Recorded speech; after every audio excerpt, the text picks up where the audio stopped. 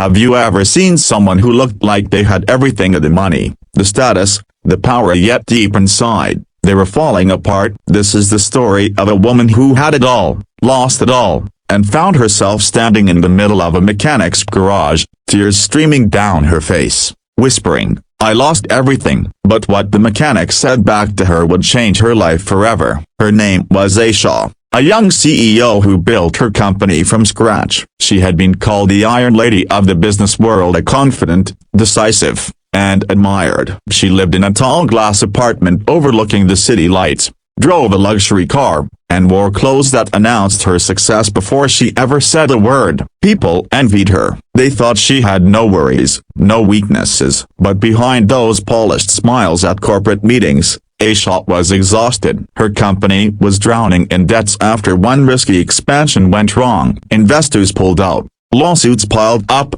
and one by one, the people she trusted left her side. The last blow came one rainy evening when she was told she'd officially lost her position as CEO. Sitting in her car that night, she stared at the city skyline through blurry eyes, the words echoing in her mind.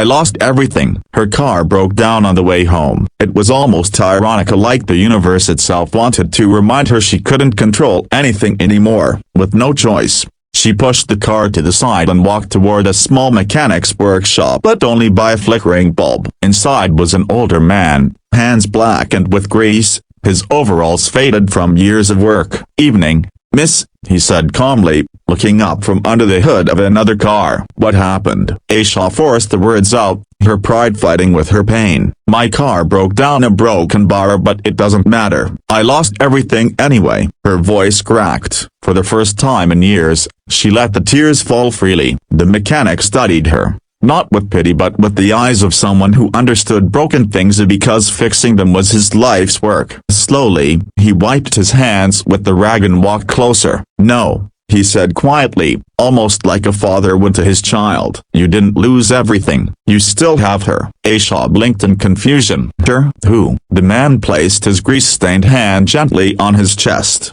"Her. The woman standing right here. You still have yourself. You're still alive, still breathing. That's more than enough to start again." Those words hit her harder than any corporate failure or betrayal ever had. She broke down completely, sitting on an old wooden chair in that small garage, crying like she hadn't since she was a little girl. The mechanic didn't say much after that. He just worked silently on her car, giving her space to release the years of bottled-up pain. When he finally handed her the keys back, he smiled. "Engines break, miss. Companies fall, but they can be fixed. So can people. You're not done yet." That night, Aisha drove home differently. Not in her luxury car, not as a CEO, but as a woman who realized her worth wasn't tied to money, titles, or power. She realized she was the foundation of everything she had built, and if she had built it once, she could build again. Months passed. Aisha didn't return to the corporate battlefield the same way.